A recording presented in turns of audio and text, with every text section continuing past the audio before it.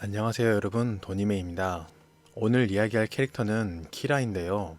어째선지 애니메이션 분량의 대부분을 차지했던 주인공임에도 불구하고 마음이 착해서 사람을 쏘지 않는다든지 절대로 사람이 타고 있는 조종석을 노리지 않는다든지 하는 오해를 받는 캐릭터입니다.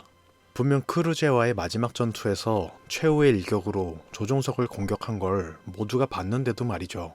그렇다면 키라가 적의 목숨을 빼앗지 않았던 진짜 이유는 무엇일까요? 먼저 키라는 매일 같이 살다시피 하던 친형제와 같은 아스란과 헤어진 후 중립국에서 평화롭게 살 수 있었습니다. 뛰어난 능력을 갖춘 키라는 학생들 사이에서도 알아주는 우수한 친구였는데요. 이후의 사건으로 그의 인생은 엄청난 변화를 맞이하고 말았습니다.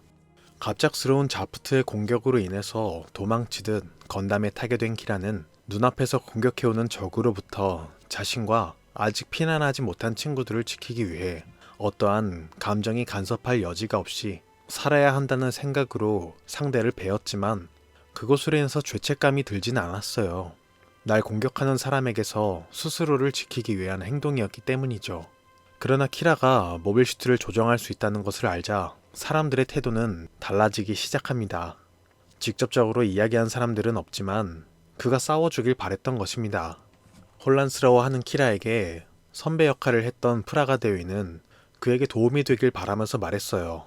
할 수 있는 힘이 있다면 할 수 있는 일을 하라고 말한 거죠.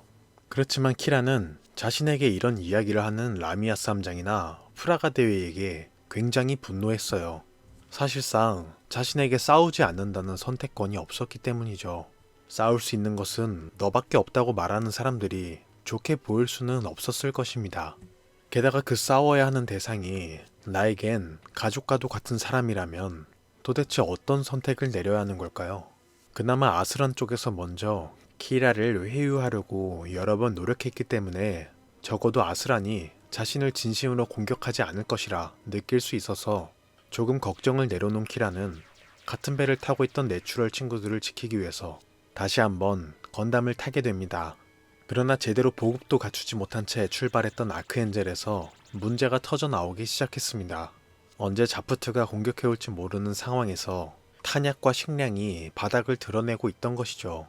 게다가 마실 물까지 부족해지자 더 이상 보급을 늦출 수 없었던 이들은 가까이에 있던 유니우스 세븐을 찾아갔는데요. 키라와 일행들은 이곳에서 정말 끔찍한 광경을 보고 말았습니다. 지구연합에서 핵공격을 받아 붕괴되었던 이 콜로니는 중립국의 학생들에게 있어선 그다지 와닿는 이야기는 아니었어요. 그저 매일같이 뉴스에서 들려주는 불쌍한 이야기 중 하나였던 것이죠. 그러나 실제로 전쟁이 핥히고 간 장소는 처참할 뿐이었습니다. 널브러진 시체들은 지구에서처럼 부패되어 땅으로 돌아가지도 못했습니다.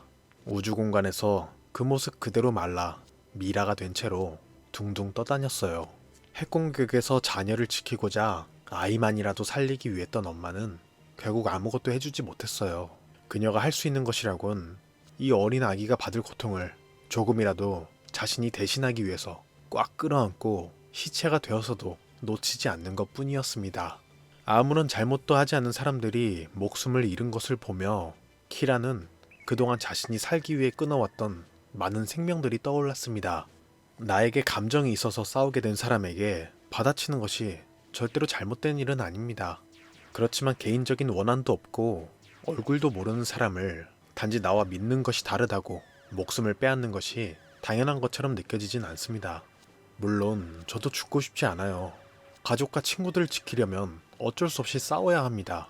그런데 정말 아이러니하게도 나와 싸우는 그 사람들도 똑같은 생각을 하고 있다는 것입니다. 당신도 나와 똑같이 살고 싶은 것 뿐인데 그 방법이 어째서 서로를 죽이는 것으로 귀결되는 것일까요? 무언가 굉장히 잘못됐지만 16살이었던 키라가 바꿀 수 있는 것 따위는 없었습니다. 차라리 아무것도 몰랐을 때라면 이렇게 괴롭지는 않았을 텐데 말이죠. 이렇듯 싸움에 괴로워하는 소년이 망가져갈수록 동료들은 반대로 그를 인정하기 시작했어요. 너가 있어서 다행이라고 웃으면서 말하는 친구에게 도저히 그만두고 싶다고 말하지 못했던 키라는 터져나온 감정을 참기 위해서 숨어서 눈물을 흘리곤 했습니다. 시간이 지나서 키라가 지켰던 전함 아크엔젤은 지구연합의 제8함대와 만날 수 있었습니다. 드디어 집에 갈 수 있다는 마음에 모두들 들떴지만 키라는 건담을 바라보면서 착잡한 마음이 들었어요. 억지로 싸워왔지만 그동안 함께하며 정들었던 아크엔젤의 모두가 내가 없어져서 격추당하기라도 한다면 그땐 지금보다 더 큰 상처가 될 것만 같았어요. 프라가 대위가 말해주었던 것처럼 할 수 있는 힘이 있다면 어쩔 수 없이 해야만 하는 걸까? 라고 고민하던 중 8함대의 사령관에게 이러한 생각을 말하게 됩니다. 얘기를 듣자 사령관은 그의 결핍된 부분을 알아차리고 말았습니다. 키라는 스스로의 의지로 싸우지 않았어요. 그가 싸웠던 이유는 친구들을 지키기 위해서라고, 그리고 아크엔젤의 대원들을 위해서라고 말하는 그의 말에서 자기 자신은 쏙 빠져 있었던 것입니다. 그런 키라에게 사령관은 크게 호통을 쳤습니다. 스스로의 의지도 없는 사람이 무엇을 할 수 있겠냐고 말이죠. 결국 이러지도 저러지도 못한 키라는 지구에 내려가는 셔틀을 기다리던 중 그의 일생을 변화할 사건과 마주하게 됩니다. 같이 셔틀을 기다리던 어린 소녀가 지금까지 지켜주어서 고맙다며 종이로 만든 꽃을 선물해 준 것인데요. 어려운 상황에서 구출해 주었다는 말을 하고자 할 때 우리는 한자로 구원이라고 씁니다. 소녀는 자신을 구원해 주어서 고맙다고 한 것이지만 그 고맙다는 한마디로 구원받은 것은 오히려 키라 자신이었습니다. 억지로 해야만 할 땐 몰랐습니다. 그저 남에게 강요당했기 때문에, 혹은 나에게 선택권이란 것이 주어지지 않았기 때문에 싸우고 싶지 않아도 도망칠 수가 없었어요. 그렇게 억지로 해왔던 나인데도 불구하고 누군가 나를 필요로 하고 감사해야 한다는 사실을 깨닫자 키라는 비록 자신이 다른 사람을 상처 입히게 될지라도 내가 사랑하고 지키고 싶은 사람들을 위해서 자신이 가진 힘을 사용하기로 결심하게 됩니다. 하지만 누군가에게 상처 주는 것을 계속하다 보면 강했던 결심도 꺾이기 마련이죠. 지키기 위해서 간절하게 노력할수록 눈앞의 사람들이 비명 지르며 쓰러져가는 것을 보는 이 전쟁이라는 구조 자체가 평범한 사람에겐 정신적으로 받아들이기 힘든 일이었어요. 얼굴도 모르는 사람들을 베고 짓밟은 결과 자신과 사랑하는 사람들을 지킬 수는 있었지만 마음은 이미 엉망이 된 나머지 살아있다는 것 자체가 저주로 느껴지고 말았습니다.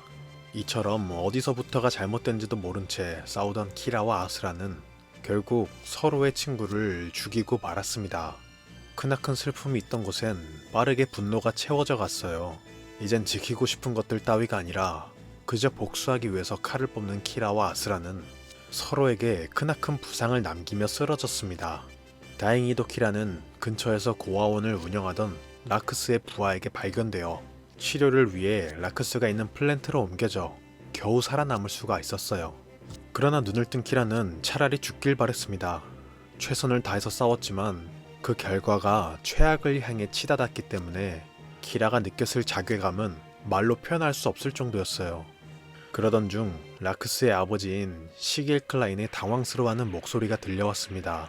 그 이유는 시겔에 이어 새롭게 평의회장이 된 패트릭 자라가 평의회의 의사결정도 없이 기존의 강화작전 목표를 지구연합본부인 알래스카로 바꾸었기 때문인데요. 이 소식을 듣자 시겔 클라인은 굉장히 분노했습니다. 지금까지의 플랜트는 지구연합과의 전면전을 피했습니다. 이들이 지구에 내려와 싸우게 된 것은 어디까지나 반지구연합 국가들을 지원하기 위한 싸움이었어요. 이런 행보로 인해서 플랜트는 반지구연합과 함께 지구연합을 압박해서 결과적으론 싸우지 않고 평화적으로 이길 수 있는 방법을 택했던 것인데요.